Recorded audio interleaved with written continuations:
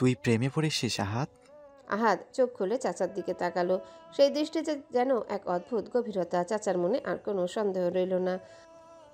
Seriously? আহাত রাজা প্রেমে পড়েছে? বিষয়টা কেমন অদ্ভুত না? আহাদ আবার চোখ বন্ধ করে মাথাটা সোফার পিছনে এলিয়ে দিল। অতঃপর গভীর এক নিঃশ্বাস ফেলল। তার কণ্ঠ ভেসে এলো নিস্তব্ধতায়। অদ্ভুত তো বটেই চাচু। ভালোবাসা ব্যাপারটাই তো একটা রহস্যময় মায়াজাল। 19,70,00,000 বর্গমাইলের বিশাল পৃথিবী, 800 কোটি মানুষের ভিড়, তবু প্রেম এসে থেমে যায় কেবল একজনের দোরগোড়ায়। অদ্ভুত না? একজন মানুষ যার দিকে তাকালেই মনে হয় এই পৃথিবীর সমস্ত শব্দ থেমে গেছে, বাকি সবাই ধোঁয়ায় ঢাকা। তার জন্য এই বুকের গভীরে এক অদ্ভুত টান জন্ম নেয়, যে টান কোনো চুক্তি মানে না, কোনো ব্যাখ্যা চায় না। তাকে ছাড়া সব কিছু অসম্পূর্ণ, শব্দগুলো নিস্তব্ধ, আলো নিঃশেষ। শুধু সেই একজন মানুষই হয়ে ওঠে সমগ্র পৃথিবীর মানে। ভেবে দেখো, এর চেয়ে কি অদ্ভুত আর কিছু হতে পারে? শেষের লাইনটা বলার সময় আহাদের চোখ স্থির হলো আশফাক মীরের দিকে। দুই ভাই এক দৃষ্টিতে তাকিয়ে রইল তার দিকে, মুখ প্রসারিত হয়ে হাঁ হয়ে গেছে অবিশ্বাসে। আহাদ কিছুক্ষণ চেয়ে থেকে হঠাৎ দুহাত বাড়িয়ে দিয়ে তাদের মুখ বন্ধ করে দিল। আবার হেলান দিয়ে বসলো, কিন্তু সঙ্গে সঙ্গে আবারও দুই ভাইয়ের মুখ হাঁ হয়ে গেল। আহাদ এবার বিরক্ত হয়ে গর্জে উঠল। সমস্যা কি তোমাদের? এইভাবে তাকিয়ে আছো কেন? এমনভাবে তাকাচ্ছ যেন আমি অপরাধ করে ফেলেছি। আশফাক মীর ভাইয়ের দিকে তাকিয়ে চাপা স্বরে বলল, ভাইজান, কোনোভাবে কি আমাদের আহাত কারোর সাথে অদল বদল হয়ে গেছে? এই কথা শুনে আহাদের রাগ মাথায় চড়ে গেল। তার গলার স্বর রুক্ষ হয়ে উঠল। বাহ, কি ভাগ্য করে পরিবার পেয়েছি আমি! কোথায় আমাকে অভিনন্দন জানাবে তা না করে উল্টো বোয়াল মাছের মতো হা করে 32 পাটি বের করে বসে আছে। চমৎকার! একে অপরের দিকে তাকিয়ে দুজনেই তাড়াহুড়ো করে মুখ বন্ধ করলো। আহাদ গর্জে উঠে দাঁড়ালো। কড়া দৃষ্টিতে একবার তাকালো তার বাবা চাচার দিকে, তারপর গটগট শব্দ তুলে সিঁড়ি বেয়ে উপরে উঠে গেল। সে চলে যেতে দুই ভাই মুখ চাচাই করে হঠাৎই হো হো করে হেসে উঠল। আহাদ নিজের রুমে ঢুকে জুতা জোড়া খুলে এক কোণে ছুঁড়ে মারল। শরীরের ভিতর জমে থাকা রাগটা যেন জুতোর সাথে গিয়ে দেয়ালে আঘাত করলো। বিছানায় এসে এলিয়ে পড়ল। ক্লান্ত শরীরটা গভীরভাবে ডুবে গেল নরম গদিতে। তার চোখ গিয়ে থামলো আলমারির দিকে। সেখানে রাখা আছে তার প্রেয়সীর লাল শাড়িটা। মুহূর্তে আহাদের বুকের ভেতর অন্যরকম কাঁপুনি বয়ে গেল, যেন হাজার ঝড়ের মাঝেও এই এক টুকরো কাপড় তার শান্তির আশ্রয়। সে চোখ বন্ধ করল। অচেতনভাবে হাত ছুঁয়ে দিল বুকে। শ্বাস প্রশ্বাস ভারী হয়ে এলো। এক অজানা অনুভূতির ঢেউ তাকে গ্রাস করে নিল। ধীরে ধীরে সে তলিয়ে গেল গভীর স্বপ্নরাজ্যে, যেখানে আছে শুধু সেই এক মানুষ, লাল শাড়ির প্রেয়সী। ভার্সিটির বিশাল গেটটা পেরিয়ে হৃদিতা হালকা ভঙ্গিতে ভেতরে ঢুকলো। সকালের রোদটা গা এলিয়ে দিয়েছে। তার কালো মণির চোখ জোড়া একটু আধা ঘুমে ভারী হলেও মুখে টুকটুকে ফ্রেশ লুক। পায়ের ধুলাও যেন প্রতিটা পদক্ষেপে ছড়িয়ে পড়েছে চারিপাশে। তার দুই পাশে আনিকা নীলা হাঁটছে। তিনজনের হাঁটার ছন্দ মিলেমিশে যেন কোনো সুর তুলছে। একটু চুপচাপ এগিয়ে যাওয়ার পর হঠাৎ নীরবতা ভেঙে হৃদি নীলার দিকে ঘুরে বলে, কিরে আহিয়া, আসলো না কেন? সকালেও তো বলেছিল আসবে। নীলা ব্যাগটা কাঁধ থেকে একটু সরিয়ে নিয়ে উত্তর দিল। ওর নাকি শরীর ভালো না, তাই আসে নাই। আনিকা ঠোঁট বাঁকিয়ে হাঁটতে হাঁটতে বলে উঠল, ভালোই করেছে আসে নাই। এই বয়সেও বসে বসে স্যারদের লেকচার শুনতে কারো ভালো লাগে নাকি? নীলা খোঁচা মারার ভঙ্গিতে বলল। তাহলে তো তোরে জন্মের পর ভার্সিটিতে ভর্তি করানো উচিত ছিল, তখন লেকচার শুনতে মজা লাগতো নিশ্চয়ই। নীলার এই কথায় হো হো করে হাসি ছুটল হৃদির মুখে। এত জোরে হাসলো যে সামলে উঠতে না পেরে প্রায় নুয়ে পড়ল। তার হাসিতে আশেপাশের কয়েকজন ছাত্রছাত্রীও তাকিয়ে দেখল, কিন্তু আনিকা ভীষণ গম্ভীর ভঙ্গিতে বলে উঠল, ভাই, বুড়ো হয়ে যাচ্ছি। কবে আমার বিয়ে হবে, কবে 3টা বাচ্চা হবে, আর কবে ওদের নিয়ে স্কুলে যাওয়া শুরু করব? ভাবতো, বাচ্চাদের ক্লাসে বসে থাকার বয়সে এখন নিজের ক্লাসে বসতে হচ্ছে। দূর, আমি দিন দুনিয়ার কিছু আর ভালো লাগছে না। তার এই নাটকীয় ঘোষণায় হৃদি আর নীলা চোখাচোখি করলো। তারা দুজনেই জানতো আনিকার কথা শেষমেশ এখানেই সেই থামবে। বিয়ে, বাচ্চা, সংসারে দুঃখের কথা। দুজনেই আর নিজেদের ধরে রাখতে পারলো না, হো হো করে হেসে উঠল। ঠিক তখনই পেছন থেকে এক পরিচিত ডাক ভেসে এলো। রিদ্ধিতা? হঠাৎ করে তিনজনেরই হাসি থেমে গেল। তারা ঘুরে তাকালো। দূর থেকে দৌড়ে আসছে তাদেরই সহপাঠী তামিম। শার্টের বোতামগুলো আধা খোলা, চুলগুলো এলোমেলো, ফর্সা মুখে ঘামে চকচক করছে। কাছে এসে হাঁপাতে হাঁপাতে দাঁড়ালো, বুকটা উঁচু নিচু করছে তীব্র শ্বাসে। রিদ্ধি? হৃদি অবাক হয়ে বলে উঠল, তামিম, তুই এভাবে হাঁপাচ্ছিস কেন? তামিম কপালের ঘাম হাতের তালু দিয়ে মুছতে মুছতে বলল, কতবার ডেকেছি তোমাকে, কিন্তু শুনতেও পাওনি। হৃদি একটু লজ্জিত হাসি দিয়ে মাথা চুলকে উত্তর দিল, আসলে ওদের সাথে গল্পে মশগুল ছিলাম তো। আনিকা হাত কোমরে দিয়ে তামিমের দিকে তাকিয়ে বলল। ডাকছিলে কেন সেটা বলো। তামিম একটু ইতস্তত করে হৃদির চোখের দিকে তাকিয়ে বলল। আসলে আমি তো কাল ক্লাসে আসিনি, তাই ভাবছিলাম তোমার নোটসগুলো যদি একটু পাই। আনিকা ভুরু কুচকে সঙ্গে সঙ্গে বলল। আমাদের কাছেও তো চাইতে পারো, ওর কাছে থেকেই কেন নিতে হবে? তোমাদের লেখা আমি বুঝি না, মনে হয় প্রেসক্রিপশন লিখে দাও একজনের, পিএইচডি ডাক্তার। এই কথা শুনে হৃদি হো হো করে হেসে ফেলল, তারপর আবার মাথা চুলকে বলল। হ্যাঁ হ্যাঁ, আমার নিজের লেখাও তো আমি নিজেই বুঝতে পারি না, তুমি কি করে বুঝবে? তামিম নির্ভার কণ্ঠে বলল। তোমারটা আমি বুঝবো, তুমি দাও তো। কোনো কথা না বাড়িয়ে হৃদি ব্যাগের চেন খুলে ভেতর থেকে নোটসগুলো বের করে তার হাতে ধরিয়ে দিল। নোটস হাতে নিয়ে তামিমের চোখে যেন অদ্ভুত একটা উজ্জ্বলতা জ্বলে উঠল। তারপর তিনজনই আবার সামনে হেঁটে যেতে লাগলো। আর পিছনে দাঁড়িয়ে তামিম স্থির দৃষ্টিতে তাকিয়ে রইল হৃদির চলার ভঙ্গির দিকে। হৃদি একবার ঘাড় ঘুরিয়ে যদি তাকায় তার দিকে, এই আশা নিয়ে তাকিয়ে থাকলো, কিন্তু তামিমকে নিরাশ করে চলে গেল হৃদি। তবুও তামিম হালকা একটা হাসি ফেলে মনের ভেতর ফিসফিস করে বলল। অদ্ভুত মেয়ে, শুধু একবার তাকিয়ে দেখলে কি এমন হতো। ক্লাসের মাঝের সারির সিটে এসে বসেছে হৃদি, আনিকা আর নীলা। সামনের বোর্ডে লেখা সমীকরণগুলো ঝকঝক করছে। এখন পদার্থবিজ্ঞানের গুরুত্বপূর্ণ ক্লাস হবে। স্যার কলম হাতে নিয়ে বোর্ডে সমীকরণ টেনে লিখছেন। গলা পরিষ্কার করে লেকচার শুরু করলেন। চারিদিকে নিস্তব্ধতা, শুধু স্যারের কণ্ঠ আর দাগ টানার শব্দ শোনা যাচ্ছে। ঠিক তখনই হঠাৎ করে ক্লাসের দরজা দিয়ে একেবারে হুড়মুড় করে ঢুকলো শাহিন, নাদিম আর শাওন। ক্লাসে এক অস্বস্তিকর গুঞ্জন ছড়িয়ে পড়লো। সবাই হঠাৎ পিছনে ঘুরে তাকালো। তাদের দেখা মাত্রই হৃদির বুক ধক করে উঠল। মাথার ভেতর ঝড় বয়ে যেতে লাগলো। না জানি আবার কি কাণ্ড করে বসে এরা তিনজন। কারো তোয়াক্কা না করে সোজা এসে দাঁড়ালো হৃদির সামনে। স্যারের লেকচার থেমে গেল। হাত মাঝপথে ঝুলে রইল। এক মুহূর্তের জন্য ক্লাসরুমের বাতাস জমাট বেঁধে গেল। শাহিন এগিয়ে এসে হৃদির সামনে কয়েকটা প্যাকেট এগিয়ে ধরলো, কণ্ঠ ভারী করে বলল। এগুলো ভাই পাঠিয়েছে আপনার জন্য। হৃদি চারিপাশে তাকালো। পায় প্রায় পুরো ক্লাসের চোখ আটকে আছে তার দিকে। বুকের ভেতরটা ধকধক করছে। সে কপালে হাত রেখে মুখ আড়াল করার চেষ্টা করলো, কিন্তু আনিকা এবার খেকিয়ে উঠল। কি আছে এতে? শাহিন আনিকার দিকে বিরক্ত চোখে তাকালো, এরপর ঠান্ডা গলায় বলল। খাবার আছে, উনি সকালে খেয়ে আসেননি, তাই ভাই খাবার পাঠিয়েছে, বলেছে এখনই যেন খেয়ে নেয়। আনিকা ঠোঁট বাঁকিয়ে তাচ্ছিল্যের হাসি দিল। এগুলো আপনারা তিন পান্ডা মিলে খেয়ে নিন, এখন আমাদের ক্লাস চলছে, দেখতে পাচ্ছেন না নাকি? শাহিন ঠান্ডা গলায় উত্তর দিল। আপনি এত হাইপার হচ্ছেন কেন? আপনাকে তো কিছু বলা হচ্ছে না। তারপর আবার প্যাকেটগুলো হৃদির দিকে এগিয়ে দিয়ে বলল। এতে ভাইয়ের একটা চিরকুটও আছে। হৃদির শরীর যেন জমে গেল। হাতের তালু ঘামে ভিজে গেছে। শুকনো ঢোক গিলে কাপা কাপা হাতে প্যাকেট নিল। ভেতর থেকে কাগজের টুকরো বের করলো, তাতে স্পষ্ট লেখা। এখনই খাবার না খেলে তোমার সাথে কি হতে পারে সেটা নিশ্চয়ই তুমি ভালো করেই জানো, মিস জানু।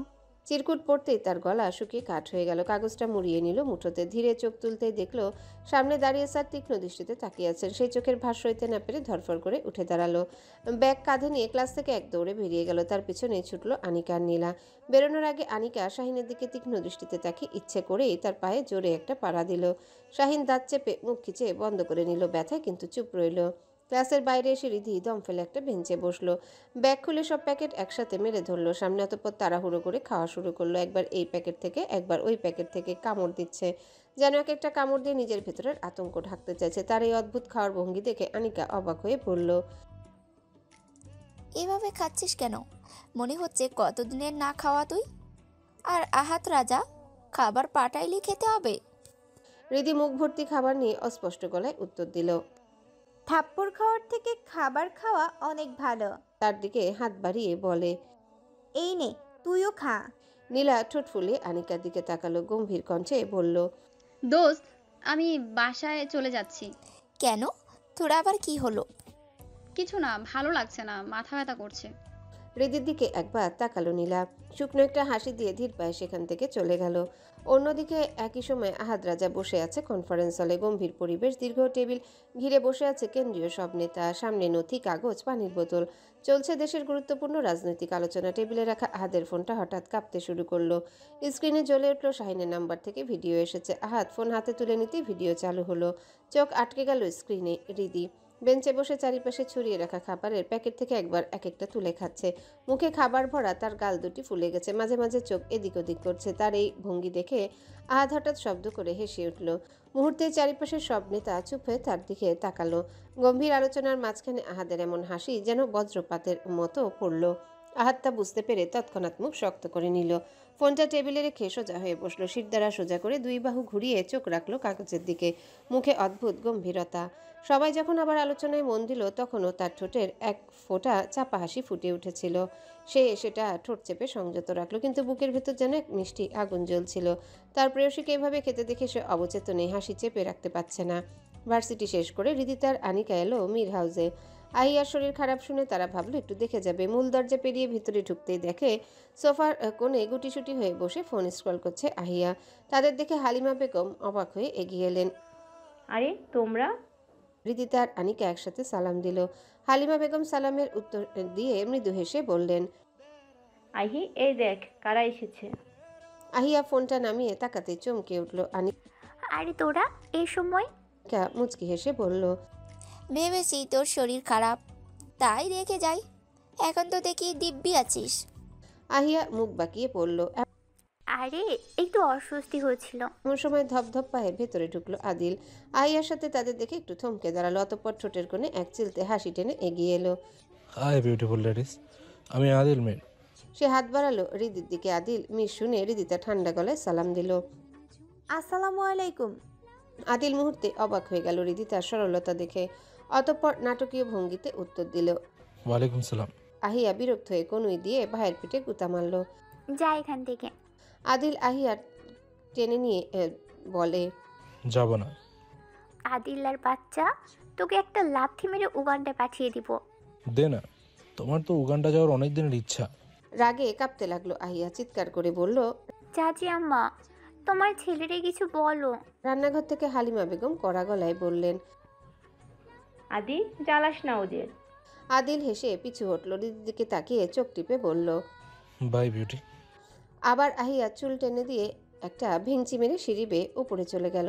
তাদের ভাই বোনের কাণ্ড দেখে আনিকা আর রিদি দুজনে স্তব্ধ, কিন্তু এর মধ্যে হঠাৎ রিদির চোখ আটকালো একটা সবুজ চোখওয়ালা কালো কুকুর। ধীরে ধীরে এগিয়ে আসছে চারিদিকে। রিদি ভয়ে দুপা পিছিয়ে গেল। অবুঝ প্রাণীটা খেলতে চায় ভেবে আরেকটু এগিয়ে এলো। এতে রিদি ভয়ে তীব্র চিৎকার দিয়ে ছুটে পালালো। কুকুরটাও দৌড়ে গেল তার পিছনে। এরপর শুরু হলো ছোটাছুটি। হালিমা বেগম দৌড়ে এসে দাঁড়ালো আহিয়াদের পাশে। আহিয়া চেঁচিয়ে বলল, কিন্তু আরে থাম, ও কিছু করবে না তোকে। রিদি, কে শুনে কার কথা? মুহূর্তে ড্রয়িং রুমে শুরু হলো হট্টগোল। সোফার এপার ওপার টেবিল ঘুরে রিদি প্রাণপণে ছুটছে, তার পিছু পিছু কুকুরটা।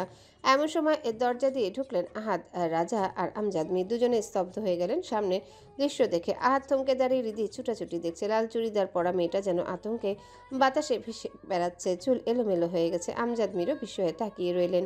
ঠিক তখনই ভয়ে দিশেহারা রিদি ছুটে গিয়ে সোজা এক লাফে কোলে উঠে পড়ল। ঘরে নিস্তব্ধতা নেমে এলো, সবাই হা হয়ে তাকিয়ে আছে। সিরিয়াস এসে হাঁপাতে হাঁপাতে আহাদের সামনে দাঁড়ালো। আহাদের চোখের ইশারায় গুটিসুটি হয়ে এক কোণে গিয়ে বসলো। এক মুহূর্ত পর আমজাদ মির গম্ভীর কণ্ঠে বললেন, এবার নামতে পারো মেয়ে, ও তোমাকে কিছু করবে না। গম্ভীর কণ্ঠে যেন বজ্রপাত হলো। রিদি হকচকিয়ে তাকালো। যে আমজাদ মিরকে সে এতদিন শুধু টিভি আর পত্রিকায় দেখেছে, আজ তারই কোলে বসে আছে। তড়াক করে নেমে দূরে ছিটকে দাঁড়ালো। আমজাদ মির ছেলের দিকে একবার তাকিয়ে মাথা নেড়ে ভেতরে চলে গেলেন। আহিয়ার আনিকা মুখ চেপে হেসে ফেলল। রিদি একবার ওদের দিকে তাকালো, অতঃপর চোখ পড়ল আহাদের দিকে। তার দৃষ্টি যেন জ্বলন্ত অগ্নিশিখা, চোখ রক্তিম, চোয়াল শক্ত হয়ে গেছে। হৃদির বুক ধকধক করে উঠল, মুখ থেকে অস্ফুট স্বরে বেরিয়ে এলো, লা হাওলা ওয়ালা কুওয়াতা ইল্লা বিল্লাহিল আলিউল আযীম। আহাদ ক্রোধ নিয়ে ধীরে ধীরে এগিয়ে এলো, তার গলা ভারী হয়ে উঠল। এই আল্লাহর বান্দি, এই আমার তো চোখে পড়লো না? আমার বাপের কোলে গিয়ে লাফিয়ে উঠতে হলো? হ্যাঁ, আমার কোলে উঠলে আমি কি তোকে মানা করতাম? আমি কি তোর কোলে নিতাম না? হৃদি কাপা কাপা গলায় বলল, আমি তো কারোর কোলেই উঠতে চাইনি, ও তো ভুল করে। আবার ভুল করে? না না, ভুল করে না। তাহলে কি ইচ্ছে করে? না না, ইচ্ছে করেও না। হাত দাঁতে দাঁত পিষে গর্জে উঠল। রেডি? আম্মু! একটা চিৎকার দিয়ে আতঙ্কে রিদি হালিমা বেগমের আড়ালে গিয়ে লুকালো। আহাদ একটু এগিয়ে গিয়ে সিরিয়াসের সামনে হাঁটু গেড়ে বসে রিদির চোখের দিকে তাকিয়ে বলল, সিরিয়াস? ভালো করে মনে রাখবি এই চেহারাটা। এরপর থেকে যতবার এই বেডে দেখবি ততবার দৌড়ানি খাওয়াবি, তা না হলে তোর খাওয়া বন্ধ। কত বড় সাহস আমার চোখের সামনে আমারে রেখে আমার বিয়েটা বাপের কোলে উঠে! পশ্চাৎ পেরি! রাগে তার বুক ওঠানামা করছে, চোখে জ্বলন্ত আগুন, যেন সেই দৃষ্টির তাপে হৃদি পুড়ে ছাই হয়ে যাবে। সূর্যটা পশ্চিম আকাশে হেলে পড়েছে, আলো এখনো গাঢ় নীল আকাশে তীব্রভাবে লেগে আছে, তবে হালকা সোনালি আভা চারিদিকে ছড়িয়ে দিয়েছে। মীর হাউসের ড্রয়িং রুমে সেই আভা এসে মিশেছে ভারী পর্দার গাঢ় কাঠের আসবাবে। ঘরে উপস্থিত সবাই কোনো না কোনো ভঙ্গিতে বসে আছে, ভারী গম্ভীর পরিবেশ। আফরোজা শেখ সবেমাত্র বাইরে থেকে ফিরে এসে নিজের নির্দিষ্ট চেয়ারে বসলেন। হাতে ধরা ঠান্ডা পানির গ্লাস থেকে ছোট ছোট চুমুক নিচ্ছেন। তার পাশে গম্ভীর মুখে বসে আছেন আমজাদ মীর, আর অপর পাশে আশফাক মীর। সামনে সোফায় হেলান দিয়ে বসে আছে আহাদ, কিন্তু তার চোয়াল শক্ত হয়ে আছে, চোখের ভেতরে রাগের লাল রেখা স্পষ্ট স্পষ্ট বোঝা যাচ্ছে। একটু আগের ঘটনার উত্তাপ এখনও তার শরীর থেকে যায়নি। হালিমা বেগম এসে নীরবে কফির কাপ তার হাতে ধরিয়ে দিলেন। আহাদ একবার মায়ের দিকে তাকিয়ে কাপ নিল, তারপর দৃষ্টি সরালো বাবার দিকে। বিস্মিত চোখে সে বাবাকে পরখ করতে লাগলো। তার চেয়ে কি তার বাবা বেশি সুদর্শন? মনে মনে হিসেব করলো। হ্যাঁ, স্বীকার করতেই হলো, বাবা আসলেই তার চেয়ে ফর্সা। বয়স হলেও চেহারার ঔজ্জ্বল্য আছে, কিন্তু তাই বলে তার প্রেয়সীকে তার বাবার কোলে উঠবে, এটা সে কিছুতেই মেনে নিতে পারছে না। আফরোজা শেখ তীক্ষ্ণ নজরে ছেলের চেহারা লক্ষ্য করলেন। চোখে ভাঁজ পড়া ভ্রুতে রাগ জমে আছে আহাদের। এক ঝটকা কাশির শব্দ করে তিনি বললেন। আফরোজার কণ্ঠে বিদ্ধ হওয়া প্রশ্নের মুহূর্তে আমজাদ মীরের চোখ ছেলের দিকে গেল। তিনি গলা খাকারি দিয়ে শির দ্বারা সোজা করলেন। আহাদ এবার সোজা হয়ে মায়ের দিকে তাকালো। চোখে কোনো ভনিতা নেই, সরাসরি গলায় বলল, আম্মা, তোমার স্বামীকে একটু সামলে রাখো, হুটহাট জায়গা থেকে কোলে নিতে বারণ করো, এতে আমার লোকসান হয়। আফরোজার চোখ বিস্ময়ে বড় হয়ে গেল এমন কথা শুনে। তিনি কড়া দৃষ্টিতে স্বামীর দিকে তাকালেন। আমজাদ মীর তৎক্ষণাৎ ঠোঁট ভিজিয়ে ব্যস্ত ভঙ্গিতে বললেন, তোমার ছেলে উল্টাপাল্টা বলছে, বিশ্বাস করো আমি কিছুই করিনি। আমাকে ফাঁসাচ্ছে তোমার ছেলে। দেখো, আমি ওর নামে মামলা দেব। আমার হয়ে তুমি কেস লড়ো প্লিজ। আহাদ দাঁতে দাঁত পিষে গর্জে উঠল, কেস আমি দেব তোমার নামে? আম্মা, তুমি আমার হয়ে লড়বে? এই দৃশ্য দেখে আশফাক মীর হাহাকার করে উঠলেন।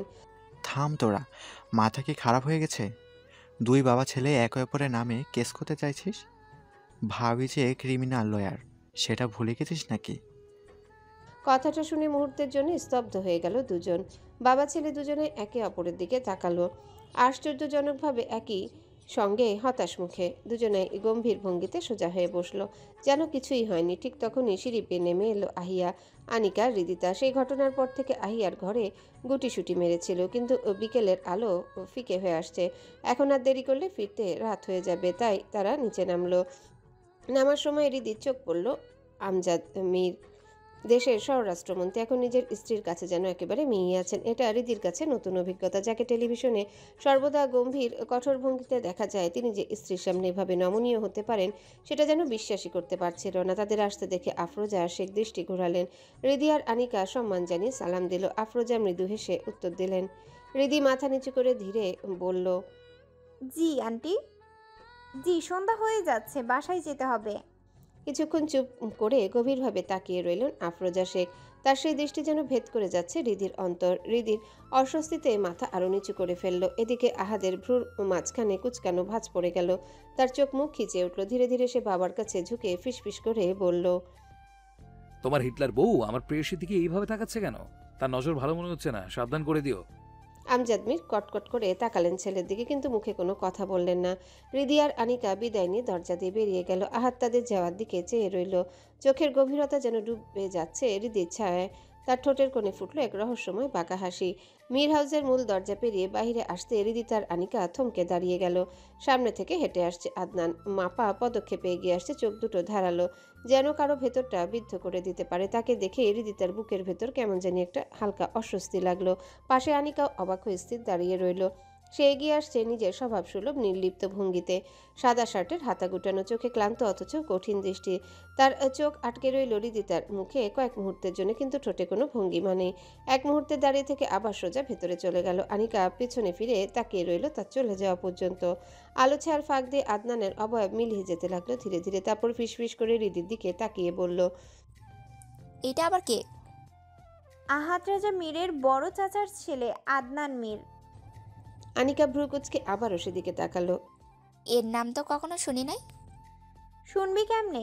সে একজন ডাক্তার, রাজনীতি পছন্দ করে না, তাই সব কিছু থেকে নিজেকে সরিয়ে রাখে। আনিকা হেসে ফেলে। এই গম্ভীর লোকটা ডাক্তার, এত রাগ নিয়ে রোগীদের চিকিৎসা করে কেমনি? হৃদি ঠোঁট কামড়ে হাসি সামলে নিয়ে বলে, আমার তো মনে হয় রুগীদের থাপড়াইয়া থাপড়াইয়া সুস্থ করে দেয়। এই কথা শুনে দুজনেই হাসিতে ফেটে পড়ল। হৃদি হাঁটু ধরে হেসে নুয়ে পড়ল, আর আনিকা চোখ মুছতে মুছতে বলল, তুই আসলেই একটা পাগল। হাসির রেশ কাটতে না কাটতেই তারা গেট পেরিয়ে বাইরে বের হয়ে গেল। দুজনের বাসার পথ আলাদা। আনিকা একটা রিক্সা থামিয়ে উঠে চলে গেল। হৃদি একটু হেঁটে সামনের গলি থেকে রিক্সা নেবে ভেবে এগিয়ে গেল, কিন্তু হঠাৎ তার সামনে এসে থামলো কয়েকটা কালো গাড়ি। গর্জে উঠল ইঞ্জিন। মুহূর্তে চারিপাশ যেন থেমে গেল। হৃদি তা এক ঝলকে চিনে ফেললো, এগুলো আহাদ রাজার গাড়ি। তার বুকের ভেতর ধরফর শুরু হলো, কণ্ঠ শুকিয়ে গেল। সে তাড়াতাড়ি ওড়নাটা ঠিক করে নিল, বুকের উপর টেনে নিল আরও শক্ত করে। তার হাতের তালু ঘামে ভিজে গেল, বুকের ভেতরটা যেন ধপধপ শব্দ করছে। মনে হলো চারিপাশের সবাই শুনে ফেলবে। মনে মনে প্রশ্ন করলো হৃদি, কিছুক্ষণ আগেই তো মীর হাউজে ছিল, এত দ্রুত এখানে এলো কিভাবে? তার ভাবনার মাঝে সামনের গাড়ির দরজা খুলে গেল। ভেতরে বসে আছে আহাদ রাজা মীর, কালো শার্টের হাতা গুটানো, পায়ের উপর পা তুলে বসা, চোখে কালো চশমা।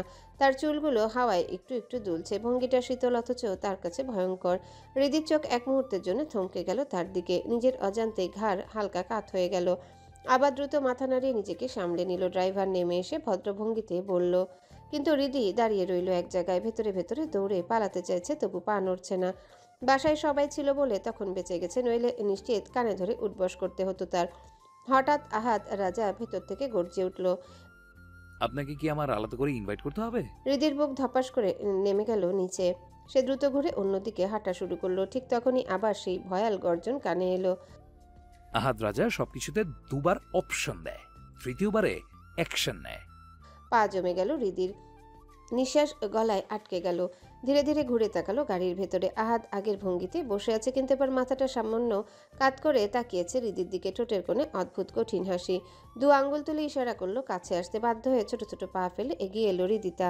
বুকের ভেতর ঢাকের মতো বাজতে লাগলো হৃৎপিণ্ড। অবশেষে সে গাড়ির কাছে গিয়ে একটু দাঁড়িয়ে থেকে ভারী শ্বাস নিয়ে আস্তে করে ভেতরে ঢুকে বসলো। গাড়ি চলতে শুরু করলো।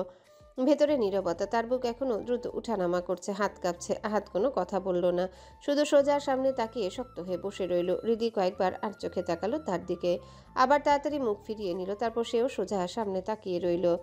তবে সে বুঝলো না আহাদ সামনের আয়না দিয়ে বারবার তাকিয়ে তাকিয়ে দেখছিল। হৃদি নিজের ব্যাগ আঁকড়ে ধরেছে, ঠোঁট কামড়াচ্ছে, বারবার উত্তেজনায় হাত কাঁপছে। তার প্রেয়সীর হাবভাব দেখে আহাদ হালকা মুচকি হাসলো। ওয়াশরুম থেকে বের হয়ে আদনান তোয়ালে দিয়ে মুখ মুছল। পানির ফোঁটা চুল বেয়ে গড়িয়ে পড়ছে গলায়। আয়নার সামনে দাঁড়িয়ে কয়েক মুহূর্ত নিজেকে পরখ করলো। মুখে দাড়ি গোফের হালকা রেখা ফুটে উঠেছে, চোখের গভীরতা, ভ্রু কুঁচকে থাকা স্বভাবসুলভ গম্ভীরতা, সবকিছু যেন তার ব্যক্তিত্বকে আরো ভারী করে তুলেছে। কিন্তু তার চোখ দ্রুত চলে গেল বুকশেলফের দিকে, তারপর টেবিলের দিকে। সেখানে রাখা একটা ছোট্ট প্যাকেট। সে নিঃশ্বাস নিয়ে এক মুহূর্ত চোখ বন্ধ করলো, মাথাটা সামান্য উঁচু করে রাখলো, যেন নিজেকে কিছু বোঝাচ্ছে। অতঃপর দরজার কাছে গিয়ে হালকা গলায় ডাক দিল। কিছুক্ষণের মধ্যেই টুপটাপ শব্দ তুলে দৌড়ে এলো আদিবা। চোখে ঝিলিক, চুল হালকা এলোমেলো হয়ে আছে, হয়তো খেলছিল। কি হলো ভাইয়া, ডাকছো? আদনান মাথা নেড়ে টেবিলের দিকে ইশারা করলো। আদিবা এগিয়ে গিয়ে হাতে নিল প্যাকেটটা। কৌতূহলী হয়ে জিজ্ঞাসা করলো, কি আছে এর ভেতর? বলতে না বলতে প্যাকেটটা একটু ফাঁক করে উকি দিল ভিতরে। মুহূর্তেই তার চোখ খুশিতে চিকচিক করে উঠল। চকলেট? আদনান কোনো উত্তর দিল না, শুধু আস্তে আস্তে কয়েক কদম হেঁটে গিয়ে বিছানায় বসলো। ঠান্ডা চোখে বোনের খুশি দেখে শেষ করে নরম স্বরে বলল, আচ্ছা ভাইয়া। এই আদিবা লাফিয়ে চলে গেল। আদনান বসে রইল স্থির হয়ে, দরজার দিকেই তাকিয়ে, যেন কিছু ভেবে যাচ্ছিল। চোখের কোণে হালকা ক্লান্তি, ঠোঁটে কোনো শব্দ নেই। আদিবা দৌড়ে গিয়ে আহিয়ার রুমে ঢুকলো। হাতে ধরা প্যাকেটটা এগিয়ে গিয়ে খুশিতে বলে উঠল, এই নাও তোমার চকলেট। আহিয়া চমকে তাকালো। চকলেট? কে দিয়েছে? আদনান ভাই। আদনান ভাই? আহিয়া থমকে গেল। বুকের ভেতরটা হঠাৎ কেন জানি গরম হয়ে উঠল। মনে পড়ল গতকাল আদিল ওর চকলেট খেয়ে ফেলায় কতটা চেঁচামেচি করেছিল। তবে কি আদনান ভাই সেটা শুনে ফেলেছে? তাই হঠাৎ আজকে ভাবনায় ডুবে গিয়ে ঠোঁট কামড়ে বসে রইল। কিন্তু তার চিন্তার মাঝে আদিবা আবার খোঁচা দিল, এত খুশি হইও না, আমার জন্য এনেছিল তাই তোমাকেও দিলাম। মুখটা উল্টে আদিবা চলে গেল। আহিয়া কিছুক্ষণ বোকার মতো বসে রইল, মাথা ঝাঁকিয়ে সব চিন্তা দূরে ঠেলে দিল। একটা চকলেট খুলে মুখে দিতে হঠাৎ দরজা ঠেলে ঢুকে পড়লো আদিল। সে লাফিয়ে এসে ধপাস করে বিছানায় পড়লো। আহিয়া খেকিয়ে উঠল, আমি কেন যাব? যাবি তো তুই। এ বাড়ি ছেড়ে শ্বশুর বাড়ি চলে যাবি। আহারে। আদিল ভঙ্গিমা করে শুয়ে বলল, আমি আমার কাট। আদি, আমি তোর ঘাড় মটকে দিব। আদিল এক ঝটকায় হাত বাড়িয়ে আহিয়ার হাত থেকে চকলেটটা ছিনিয়ে নিল, মুহূর্তে মুখে পুরে দিল। উঠে লাফাতে লাফাতে দরজার দিকে এগিয়ে যেতে যেতে বলল, শাকচুন্নিরা এটাই করে। আদিল্লার বাচ্চা। আহিয়া খেপে গিয়ে কুশন তুলে ছুঁড়ে মারল তার দিকে, কিন্তু আদিল মাথা নিচু করে এড়িয়ে গেল। কুশন গিয়ে সরাসরি আঘাত করলো সামনে দাঁড়ানো এক অচল দেয়ালের মতো মানুষটার মুখে। আদনান হাত মুঠো করে দাঁড়িয়ে আছে, ঠোঁটে কোনো রাগ নেই, তবে চোখের দৃষ্টিটা ঠান্ডার গভীর। আদিল তৎক্ষণাৎ সোজা হয়ে দাঁড়িয়ে গেল, তারপর নাটকীয় ভঙ্গিতে বলে উঠল, সরি ভাই, আমি না, আহিয়া। বলেই দৌড়ে পালালো। মুহূর্তে আহিয়া জমে গেল, শরীর যেন পাথর হয়ে গেছে, মুখ শুকনো, হাত পা কাঁপছে, শুধু চোখ দুটো বড় হয়ে স্থির হয়ে আছে আদনানের দিকে। আদনান ধীরে ধীরে কুশনটা হাতে তুলে নিল, কোনো শব্দ না করে পা ফেলে এগুতে লাগলো আহিয়ার দিকে। তার প্রতিটা পদক্ষেপে মেঝের শব্দ যেন আহিয়ার বুকের ভেতর ধ্বনি তুলছে। আহিয়া ভয়ে চোখ বন্ধ করে ফেললো, নিঃশ্বাস ভারী হয়ে আসছে, মনে হলো এখনই হয়তো বকুনি দিবে কিংবা। আদনান এক মুহূর্ত থেমে গিয়ে শান্ত চোখে তাকালো আহিয়ার মুখের দিকে। তার নিঃশ্বাসের ভেতর ভয়ের কাঁপুনি শোনা যাচ্ছিল, তারপর হালকা করে ঠোঁট বাঁকি একটা অচেনা মুচকি হাসি দিল। কোনো শব্দ না করে পাশ কাটিয়ে চলে গেল সেখান থেকে। আহিয়া স্তব্ধ হয়ে দাঁড়িয়ে রইল। কয়েক মুহূর্ত পর কোনো সারা শব্দ না পেয়ে সাহস করে চোখ খুলল, কিন্তু সেখানে আদনান নেই। ঘাড় ঘুরিয়ে পেছনে তাকিয়ে দেখলো সে ধীর পায়ে সিঁড়ি বেয়ে নেমে যাচ্ছে, সেই স্বভাবসুলভ নির্লিপ্ত ভঙ্গিতে। আহিয়ার বুকের ভেতরটা কেমন জানি করে উঠল, কিছু বুঝতে পারল না, শুধু মাথাটা সামান্য কাত করে এক ঝলক তাকিয়ে মাথা চুলকে আবার রুমে গিয়ে বিছানায় বসে পড়ল। গাড়ি এসে থামল মিরপুর 11-র এক নিঃশব্দ গলিতে, হৃদির ভবনের সামনে। চারিপাশ নিস্তব্ধ, শুধু গাড়ির ইঞ্জিনের হালকা গুঞ্জন আর দূরে কোথাও ঘেউ ঘেউ করা কুকুরের শব্দ শোনা যাচ্ছিল। গাড়ির ভেতরটাও যেন সেই নীরবতার সাথে মিশে গেল। হৃদি শেষবারের মতো তাকালো আহাদের দিকে বিস্মিত চোখে, খেয়াল করলো আহাদ এখনো আগের ভঙ্গিতেই বসে আছে, ঠান্ডা, নিশ্চুপ, একদম অচঞ্চল। তার মুখে রাগের সামান্যতম ছাপও নেই। অথচ হৃদি ভেবেছিল এবার বুঝি ঝড় উঠবে, আহাদ রেগে আগুন হয়ে তাকে কান ধরে উঠবস করাবে কিংবা কোনো না কোনোভাবে শাস্তি দিবে। কিন্তু আশ্চর্য, সব প্রত্যাশা ভেস্তে দিয়ে আহাদ বরং অদ্ভুত এক শান্ত বরফ ঠান্ডা ভাব নিয়ে বসে আছে। এই অদ্ভুত ভঙ্গি হৃদিকে আরো বেশি অস্থির করে তুলল। চালক গাড়ি থেকে নেমে এসে ধীরে দরজা খুলে দিল। হৃদি ব্যাগটা কাঁধে নিয়ে ওড়নাটা একটু গুছিয়ে নিয়ে নামার জন্য পা বাড়াতে হঠাৎ বিদ্যুতের মতো আহাদের হাত তার কবজি চেপে ধরল। চমকে উঠল হৃদি, তার নরম শরীরটা হঠাৎ করে কেঁপে উঠল। আতঙ্ক আর বিস্ময়ে চোখ বড় বড় হয়ে গেল। ঘুরে তাকাতেই দৃষ্টি আটকে গেল আহাদের গভীর গাঢ় বাদামি ঘন পাপড়িযুক্ত চোখের সাথে। সেই দৃষ্টিতে যেন অজস্র অগ্নি লুকিয়ে আছে, আবার একই সাথে এক অদ্ভুত টানও। হৃদির বুক ধক করে উঠল, নিঃশ্বাস ভারী হয়ে গেল। কাঁপা কাঁপা কণ্ঠে জিজ্ঞাসা করলো। আহাদ এক মুহূর্তে কোনো উত্তর দিল না, শুধু তাকিয়ে রইল সেই কোমল ভীত চোখের দিকে। হৃদির মুখের সরল ভঙ্গিমায় সেই নরম গাল আর লাজুক দৃষ্টিতে এক অদ্ভুত মাদকতা ছিল, যা মুহূর্তের জন্যে আহাদের সমস্ত রাগকে বরফে গলিয়ে দিতে চাইল। মনে হলো এই মেয়েটার দিকে তাকালে তার সমস্ত কঠোরতা, সমস্ত অভিমান ভেঙে যাবে। কিন্তু না, পরের মুহূর্তে সেই ঘটনাটা মনে পড়তেই আহাদের চোখে আবার আগুন জ্বলে উঠল, চোয়াল শক্ত হয়ে গেল, কপালের শিরাগুলো টান টান হয়ে উঠল। সে ধীরে ঝুঁকে এলো হৃদির কাছে, দাঁত কিরমির করে ফিসফিস স্বরে বলল, আজকে প্রথমেই ভুল করেছিস, তাই ছেড়ে দিলাম, কিন্তু এরপর যদি আর কখনো এমন হয় মনে রাখিস, শুধু সিরিয়াস আর কোকো না, পুরো শহরের কুকুরকে তোর পিছনে লেলিয়ে দেব। কথাটা মাথায় ঢুকিয়ে নে যেন। ভয়ে গলা শুকিয়ে এলো হৃদির, ঠোঁট দিয়ে জিভ ভিজিয়ে নিল, চোখ পিটপিট করতে লাগলো, যেন কিছু বলতে চায়, কিন্তু গলা থেকে কোনো শব্দ বের হলো না। আহাদ হঠাৎ হাতটা ঝটকা মেরে ছেড়ে দিল, কঠিন স্বরে বলল, যাও এখন, কুইক। এক মুহূর্ত দেরি করলো না হৃদি, হুড়মুড় করে গাড়ি থেকে নেমে এক দৌড়ে ভেতরে ঢুকে গেল। হাওয়ার সাথে তার পায়ের শব্দ মিলিয়ে গেল। আহাদ চুপচাপ বসে তার চলে যাওয়ার দিকে তাকিয়ে রইল কিছুক্ষণ, ভ্রু কুঁচকে নিজেকে বিড়বিড় করে প্রশ্ন করলো, আমাকে ভয় পেল না কুকুরকে? কিছুক্ষণ স্থির হয়ে রইল তার দৃষ্টি, তারপর হাতের উল্টো পিঠ দিয়ে নাকটা ঘষে নিয়ে মাথা এলিয়ে দিল সিটের সাথে। চোখ বন্ধ করতে বুক ভরে এলো দীর্ঘ এক নিঃশ্বাসে। গাড়িটা ধীরে ধীরে এগোতে শুরু করলো, আর সে নীরবতা আবার গিলে নিল সব শব্দ। ঈশানী রান্নাঘরে ব্যস্ততার মধ্যে আছে, রান্নাঘর থেকে হালকা সুবাস ছড়িয়ে পড়ছে পুরো ঘরে। এদিকে ছোট মাহিকে ডাইনিং টেবিলে বসিয়ে দিয়েছে পড়তে। আজকালকার বাচ্চাদের তো ফোন ছাড়া এক মুহূর্ত চলে না, ফোন দেখতে দেখতে পড়াশোনার প্রতি অনীহা করে। তবে মাহি সেদিক দিয়ে একটু ভালোই, অন্তত টেবিলে বসলে খাতা কলমে মন দেয়। ঠিক তখনই হঠাৎ কলিং বেল বেজে উঠল। গ্যাসের আঁচটা সামলে ঈশানী তাড়াহুড়ো করে এসে দরজা খুলল। দরজা খোলার সাথে সাথে ভেতরে ঢুকলো হৃদিতা, মুখটা পুরো ভার করা, চোখে মুখে অস্থিরতা। পা থেকে জুতা খুলে ফেলে দিল একপাশে, এমনকি ছুঁড়ে মারা বললেও কম বলা হবে। ঈশানীর ভ্রু কুঁচকে গেল। কতবার বলেছি জায়গার জিনিস জায়গা রাখবি, তোর ভাইয়ের এসব একদম পছন্দ না, দেখলেই রাগ করে, জানিস না? দিদি শুকনো গলায় উত্তর দিল, জানি, জানিস কিন্তু শুনিস না। সমস্যা কি তোর? সারাদিন বাইরে থাকলে হাসি খুশি, আর বাসায় পা রাখলেই মুখ প্যাঁচার মতো কেন হয়ে যায়? কথাগুলো হৃদির কানে ঢুকলো ঠিকই, কিন্তু তার ভেতরে জ্বলন্ত আগুনটা আরও দ্বিগুণ হলো। সে রাগে চোখ বড় বড় করে কটমট করে তাকিয়ে এলো বোনের দিকে। আজকের দিনটা তার জন্য একদমই সহজ ছিল না। সকাল থেকে একটার পর একটা ধকল গেছে তার উপর দিয়ে, তার উপর সেই আহাদ, রাজার কুকুরের দৌড়ানি, তেরা কথা আর হুমকি, সব মিলে মাথাটা যেন ফুটতে থাকা প্রেশার কুকার। আর এখন ঈশানী ছোটোখাটো বকা শুনে সেটা ফেটে বেরোলেই হয়। রুমে ঢুকে ব্যাগটা ধপ করে ছুঁড়ে মারল বিছানায়, তারপর ঝটকা দিয়ে ওড়নাটা খুলে আলনায় ছুঁড়ে দিল। বুক ধড়ফড় করছে, রাগে শ্বাস ভারী হয়ে উঠেছে, কোমরে হাত দিয়ে দাঁড়িয়ে ফুঁসতে লাগলো। ঈশানী চুপ করে দাঁড়িয়ে থেকে একটু নরম গলায় বলল, তেজ পরে দেখাইস। মাগরিবের ওয়াক্ত চলে যাচ্ছে, আগে নামাজ পড়ে নে। হৃদি বিরক্ত হয়ে তাকালো বোনের দিকে, ঠোঁট চেপে ধরলো, যেন কিছু বলতে চাইছে কিন্তু নিজেকে সামলালো।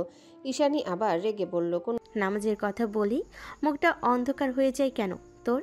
উত্তর দিল না হৃদি। সোজা হাঁটা দিল ওয়াশরুমের দিকে, গিয়ে দরজায় এমন জোরে লাথি মারল যে শব্দে ঘর কেঁপে উঠল।